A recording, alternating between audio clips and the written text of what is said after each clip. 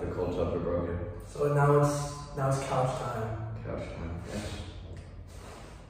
Okay, today's episode. Introductions. Oh, shoot. Alright, so I'm Maddox. I'm Maddox on my own. I am 19 years old. I am from Houston, Texas. And, yep, go to West Point. Yes, I also go to West Point. Go AMG, beat Navy. Beat Navy. Yeah, Patrick Kane from Montgomery, Alabama. Missed it a lot, much better than New York. Today's episode, we're talking about fairy tales. We just recently took an English class. We studied fairy tales for what seemed like forever. There were times where I was questioning, my choice to come here just because of the long readings and fairy tales. But at the end of the day, I enjoyed it. It was a very interesting class, one of my more favorite English classes. I don't know about you. Yeah, I actually really enjoyed this class. It was one of the ones I look forward to. Yeah. So. The teacher was great. Major K, shout out to her. Yep, Major K is the best. But at the end of it, we had to write a pretty long essay. That was I'm confident in saying that's the hardest essay I've ever written. Yeah, it was probably the longest I've written as well. Yeah. But I talked about I'll start here. The fairy tales that I talked about, most specific, were Charles Perrault's Bluebeard and Brothers Grimm, Robert Bridegroom. Okay, these stories were really gruesome. They had scenes of violence, murder, cannibalism. I couldn't imagine, or I don't know about you, but I didn't grow up on, seeing stuff like that. You know what I'm saying? Oh yeah, no, probably not me either. Right, I grew up on cars, The Incredibles, the OGs, stuff like that. I love cars. And what's crazy is those stories, of Perrault and Brothers Grimm were considered fairy tales. Perrault's, what's the name of the story? Bluebeard, where I didn't know that. Yeah, where there's a whole bloody room, of just dead women who he's married. That's in a nursery rhyme. That's crazy. I could never imagine being read that as a child, and couldn't imagine where that would put me, on the spectrum today. My development would be messed up, stuff like that. Mm-hmm. So I dove into how fairy tales changed. Because we've had those, and now we're reading kids Frozen a lot. Frozen's gas. I love Frozen. Frozen's awesome. Frozen 2 is great. I'm ready for Frozen 3. Not like the fairy tales we read though. Right, that's what I'm saying. Yeah. So I went into why they changed. What happened? Was it society? Was it mothers? What was the reason?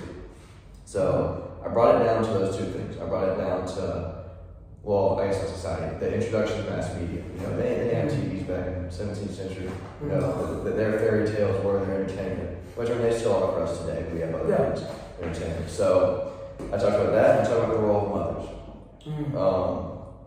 However, at the end of it, I came to the conclusion that it was the role of mass media. The reason for this being is 98% of homes in America have TVs today, which is crazy. I thought it was 100%, but 98%, all homes almost have TVs in them. And by the time, and these TVs, they show everything. They show news, movies, today's fairy tales, stuff like that. But by the time a kid reaches the age of 5, they will have seen over 8,000, or seen or at least heard about over 8,000. Really? In 5 years, just because of the mass media and the exposure of violence today. 8,000, which is it's a huge number. That's a lot of media consumption. Crazy. So I brought it down to, or my conclusion was that because we have kids seeing 8,000 murders by the time they're in kindergarten, if we read them the stories of Perrault and the original Brothers Grimm, that would be an excess amount of violence, and that would harm their development. So that's what I came down to. Yeah. Interesting. Yeah, so basically, I figured that into my topic, I basically talked about not necessarily a wide kind of range of, I don't know, time. Yeah, I kind of dove into one, reading about fairy tales, right? Yeah. And so you have different characters, different types of good guys, you get the protagonists, you get the antagonists, you get the bad guys, right? So what I talked about was the role of stepmothers in fairy tales, right? Gotcha. All right. You said you talked about mothers a little bit? Yeah, a little bit. I talked about how they've changed. The mothers back then, there were essentially no mothers in the workforce. Their main job. I had a book on life in Europe in the 16th, 17th century. Their role, the author, I forgot his name, but was one, to bear children, to take care of those children. Today we have mothers in the workforce. We have our amazing English teacher, who's a woman. She's in the workforce. She's not as home as much as she would have been if Major K, lived in the 17th century. Of course. So I talked about that. Well, maybe the reason we could bring these gruesome fairy tales to children, read them, is because of the presence of a parental figure, of a mother, because their guidance could nitpick what's important from those stories. Like I talked about, they're meant to teach lessons, and the mother's parental figures at that time can make sure those lessons and correct lessons are being picked up from the gruesome fairy tales. Okay. Today, like I was in daycare, 6 weeks old, looting me at the house. I was gone. Like I was in daycare, Miss Maria, she was my daycare, I love her. Miss Maria. Like I just didn't have like my mother around, even like growing up, I'd leave the house when my mom woke up, get back, and she was already asleep. So like, at least in my life, I didn't really have that maternal, I guess, figure in my house. Same with my dad, he left, so I can kind of relate to yours, I have a stepmother. So I think that'd be good to talk about, because I know Tolkien, he's of course, yeah. So the god of this class, Yes. I'll get into that later. So if I can finish, kind of like what I talked about. Yeah. So like I was talking about those stepmothers, right? And you said so basically in my two works I kind of like broke down were Grimm and Sexton. You read those, right? Cinderella. Yeah. Right. So basically I was going over basically both of Grimm Cinderella and Sexton Cinderella. They're pretty similar. Were you comparing them, or were you just using them both as examples? I'm using them both as examples and how they were very similar. So you prove that it's a point system. Exactly. I was using that. You can pull specific things out of, for say Grimm's fairy tale, and say you can make an assumption, but when you compare those two and how they're very similar. Obviously, I think Sexton might have taken a little bit of inspiration of, some of her works from the Grimm brothers, right? But I'd say since they wrote so similarly, you could really pull and really deduct that it was a common thing. It was common between them. Yeah. So I kind of talked about how. Stepmothers. You have Cinderella. Let's go into the story of Cinderella, right? So we got Cinderella. She's perfect, right? She's this perfect, protagonist lady. But she all the good stuff. Yeah, she went through some, misfortune. Her mother died, right? Rip. And then a stepmother came into her life. And what was that stepmother to her? Well, she's evil, right? Yeah, she was evil. Yeah, right? I'm trying to think of an example. From the cartoon, because from the cartoons you watch. Well, I'm trying to think if because there's so many Cinderellas. There's one Selena Gomez. There's a bunch of Cinderellas. So I'm trying to think. I can't think of one where they're good. Okay. I see what you're saying, but so what I'm saying is. Stepmothers to Grimm and Sexton, they a stepmother appeared as evil in both of their stories, right? So basically, what I was saying and concluding is that stepmothers are a way for the authors to bring adversarial characters, an adversarial kind of overall, evil force to the good force, kind of like a yin and yang. Because when you have a story, you need a good and a bad. So it makes a whole story, right? Or do you trying to think? Because that's obviously consistent across Cinderella. Do you know if there are any non-Cinderella stories where there is someone bad brought in, if that makes sense? I guess you could say there are other ones. I'm trying to think of other evil stepmothers. I guess you could say a little bit back on Frozen, my faith, but like comes in as a good character, and I guess he turns bad, which I guess we could say is similar in the fact that it creates that sense of adversary, like you said. I do see what you're saying. Yeah. But like let's break it down. All right, let's break it down. So look, I talk about how stepmothers, because look, stepmothers, they're not really just like evil. They're not really. They don't really want like the worst for their stepchildren. In real life. In real life, yeah. In real life, right. Even today, like. Like my stepmom, she's cool. Yeah. She doesn't want bad. She doesn't want you to not go to the ball, right? She doesn't make you your prince, right? You know what I'm saying? Right. So, basically, I also somebody that I also Tolkien that I brought in. Tolkien. Come on. Good old Tolkien, right? So let's talk about Tolkien. So I kind of took from Tolkien and tied it in with my point was that Tolkien liked to draw on reality, right? When he talked about he said fairytales are draw on reality. Fairytales draw on reality. Right. So if you look at it in Grimm's second time, I think Grimm was 1700, and Sexton followed him in the next decade, maybe 1800. Yeah. So if you were looking in that sense, stepmothers at that time, maybe they weren't evil, but the authors they were the best for the previous children. Exactly. So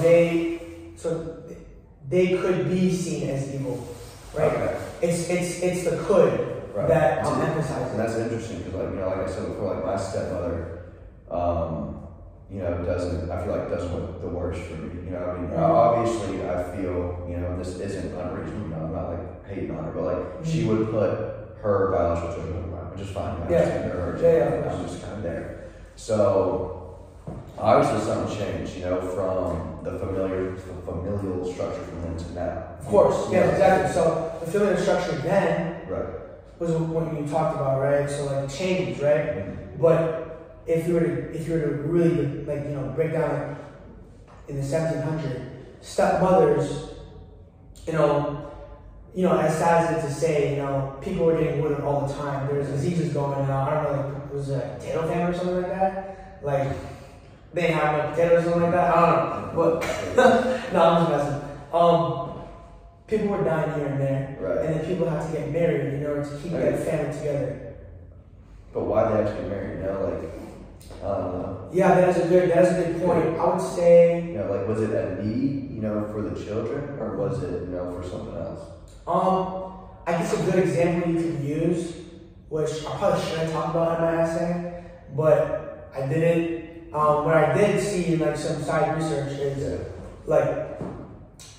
take for instance, royalty, right? Yeah. We got a king, we got a queen, we got the daughters, we got the princes that the next generation will inherit all of the family wealth, right? Let's say the queen died, right? Queen's gone. She's gone, right? The king has to remarry in order to keep that image up, right? Right. So it's an image. It's not for. It could have been the image. We're also looking at Cinderella didn't come from a wealthy family, but they also you can also compare it to they could have probably maybe done it for an image as well. Right. Right. I got you. So going back to the king, the royalty, scenario, like a king marries a queen, that was the original biological step. So the first queen. No. Okay. The first queen died. Right. So the second queen comes in. For let's say an image, right? For an image, for an outside appeal. I guess you could say, in general as well, if from a young age you're used to having a biological mother, you won't be necessarily open and loving to the stepmother immediately. But see, we didn't see that though. Cinderella, I feel like never. Yeah. Never had it out. No, also because the stepmother came in immediately, kind of basically evil. Okay, I got you. That makes sense. So, if you take that, obviously there's going to be some turmoil in that sense. They're going to be clashing as well. Mm-hmm. But another thing I would like to say is, for like the royalty, especially like the stepmother is gonna look after, you know, her bloodline, because that royalty is what you're gonna be inheriting next. So if you're a stepmother and you marry a king, right, and you have 2 stepdaughters, and you know there's this other daughter that you don't really know, but you have to call her your daughter because you know maybe it's not because you love her or the king, it's just because you have a different image, right? yeah. You're not necessarily going to look out for her as your own child. Right, you're gonna want what's best for your children. Exactly. Which is just what I said. You know? Yeah, exactly. See, yeah. and the child can see that sometimes. Yeah. Like that, where that love is not, or meets a wall, and they can't really, like, you'll go further than just like, you know, than that, you know, relationship. Mm-hmm. They can see that, you know, maybe it's evil to them. Maybe they're evil. Maybe they're not, like, especially when compared to the mother before, right? Cinderella's mother, you know, she died. She became a tree, and it's complicated. She died, and her mother was like this perfect image woman, and still was in the story, that helped her become, you know, the woman that she wanted to be in the story, right? Yeah. So from that, the authors kind of took like that whole like understanding of stepmother from the 17th century, and then kind of drew on reality, as Tolkien would say, and kind of made it into their story, right? So they're not necessarily evil, but they're used as a catalyst, a scapegoat, in order to bring Harrison. Okay, so like, trying to think, so what, because you know, I talk about like what children can take away from these stories. So like, what do you think a child would take away from reading Cinderella? Like now, let's just take it like now. You know, I'm sure I've never seen the original. I guess our original Cinderella. Yeah. I've never seen the animated one, but like, I'm trying to think, what would a child take away from it? What do you think they would take away? I would say, I mean, even today, like the Cinderella adaptations. By the way, there are more than 500 Cinderella adaptations. Isn't that crazy? Yeah. So if you ever see like those, they kind of all follow the same storyline. Right. Like even I watched them when I was younger. Like I would even say like, you know, maybe stepmothers wouldn't have the best image. Even today. So it gave you a bad image, stepmothers from that. You can say that, yeah. You can say that, yeah. Yeah, because Bettelheim, I don't know if you read him, that's the first full piece ever read in that class. I actually like took notes on it. It was my favorite. I remember Major K got mad at me one time because we were writing on the boards about stuff. Yeah.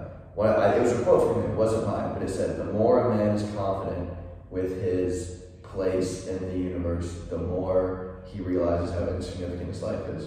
And I was scared when we put on Suicide Watch after that one. But it was fun, but I loved that. So Battletime also goes into children are unable to comprehend stories. So that's why, like, when you're a child, this is like so far-fetched. I used to think the world was run by bugs. You know, really? That makes sense to me. You know where the seatbelt locks? Yeah. Locks. I used to think that a beetle sat on the seatbelt and I couldn't pull it anymore because the beetle was so heavy. Oh, like, wait, was there upward? I told you this. I also used to think that on top of every light pole there was a ladybug. You know, like I don't like. Really? Yeah, and. Oh, that light or something like that. Wait, no, that's lightbug. Just a ladybug. I don't know why. But he goes into, you know, a quote from him is saying, "A child is more comfortable believing the world is held up by a giant. You know, our Earth is held by a giant rather than the gravitational pull of the sun." Yes. You know, because there are like there's people that actually study that. You know. Yeah. So, like I don't know. Like the fact that children are that these fairy tales have such an impact on children. Like you said, it makes you have a bad outlook on stepmothers. You know, that's crazy. That it makes us question. You know, do you think we should still be reading these fairy tales? Yeah, that's a good question. You know, because like I said, I've heard, Cinderella, it didn't necessarily make me have a bad outlook on stepmothers just because, I had one, from a young age. Mm. So, like, I don't know, it just makes you question, do we need to change the fairy tales? Do we change the lessons? Stuff like that. Interesting. Yeah, that makes a lot of sense to me. And I guess you could say, like, I guess Frozen She didn't have a bad stepmother, did she? No, their parents died. Oh yeah, their parents died. So there was almost no upbringing there. You know, they kind of both brought themselves up on it.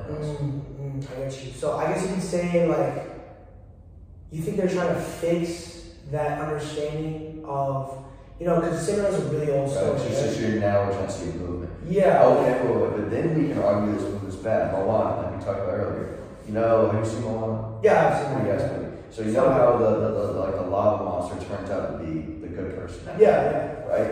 So like that, I feel like that's a complete flip of the coin. You know, we have the bad person is now good. And like we said before, children, these stories have such an impact on children. You know, if you're walking down the street, you know, you're a kid, you know, you have your family there, whatever, but there's like someone trying to rob you. If you watch Moana, it's not unreasonable for the child to think, oh, he's just a good guy in disguise. Yeah. You know, so like I feel like there's a huge, you know, like almost epidemic or problem, you know, with these fairy tales. Just because they're so extreme in a sense. You know, like Cars, you know, what I grew up on, that didn't really like teach a lesson other than like, you know, work hard. You know, I mean, I would say it taught like some values here. Right, you know, like make friends, but it doesn't give a life example. I feel like, you know. So also kind of diving into drawing a reality, you think those drawing reality as much as the ones back in the day? Not really. No, because, you know, like I said before, the mass violence in today's society. Yeah. You know, I'm confident saying 0 times where a robber turns out to be a good guy. You know? Yeah. So would you say like that idea of authors drawing reality is kind of like not as this is not prevalent anymore. Not as prevalent anymore, right? And now these fairy tales. Is that a good thing though, or a bad thing? See, that's a bad, because we're talking about we got to break the role of fairy tale. You know, what does a fairy tale serve today? You know, I believe it doesn't serve. I don't know. It doesn't serve anything. I mean, other than like, because look, when you say because look, if you look at children consume media so much these days, right? Yeah. They didn't consume it as much back in the day, so they hear like 1 or 2 stories. You know, I'm not saying like from experience. I'm making an assumption that children, you know, probably didn't consume as much media back in the day because it also wasn't easily as accessible, right? Yes. So, would you say the less violent per se stories that are being produced today is better for a child to see? So I would say better, because I believe it's always, you know, good to have a good outlook on the world. Even though the world's bad, it's good to have a positive outlook. You know, it's just how I believe. I have a bad outlook on the world, that's fine. So when you say that, it's not necessarily brain deadening for children to consume these, you know, feel good, I don't know, like different fairy tales, you know. Today, is it beneficial to them? I believe it's not beneficial. I believe fairy tales really serve as entertainment and escape from the violent world we live in. You know, like I watched The Mandalorian takes you to a whole new world, on a whole other galaxy far, far away. There is antagonists and protagonists. Right? But would you even, because look, back in the day, you know, stepmother's evil, she stays evil, right? At the end of the story, especially Jerry, they won't meet like their demise, right? So even like today, take Moana for percent, you know, like the lava monster turns good in the end. I wouldn't even argue. I don't think it happens today. But I would even argue that it is more constructive for a child to consume media where lessons are learned, you know? So, like, here's our final question. This is where we're at. No, but like also like on a side note, like that's very reflective, like, you know, it plays on the reality, like in Stoke was saying, like of how it was back then and here. Like back then it was more rough, times were harder, especially in times here. Right. Sorry to interrupt. No, you're good. Like I said, we're running out of time here. So here's my final question to you. Do you think it would be more beneficial for your child when you're growing and have kids if you had to show them, you know, we have 2 sides of our growing fairy tales and today's. What do you believe would be most beneficial for them, and what would you show them as the father who has your best interest for them? And that's the question I think we all went to. Yeah. So for me, actually, go ahead. I'll let you answer since you. my ideal world, I'll be home, my mother will be home, my wife will be home. We will be able to console the children. Therefore, instead of just shoving Moana down their throats and all being happy, we could tell them stories of grit and teach them lessons in the world, and because I can be there to console them and make sure the right message. That's what I would do about you. So you're saying that violence is needed. Violence because violence is in the real world. I agree with that. Robbers don't turn into good guys. But I would really say it varies. It varies for my answer. Because everybody raises their children differently, right? Yeah. So depending on how you raise your children, violence is needed, or not violence, the harsh reality is needed. And I would say some, fairy tales, not as much obviously as back in the day, but fairy tales do play on a harsh reality, right? But I would say that there does need to be a mix, right. And that you can see that it's making us soft these days. That's what you're thinking. Right. Well, guys, we're running out of time. It's complicated, guys. We'll be going for much longer. Yeah. We hope y'all enjoyed. Yeah, I hope y'all enjoyed first podcast. Maybe next time. We'll be back. Tough time. Next time will be tough time. What's our shirts off that time? No, All right. we'll have our P-shirts on. Bye. Hey. Love y'all. Bye.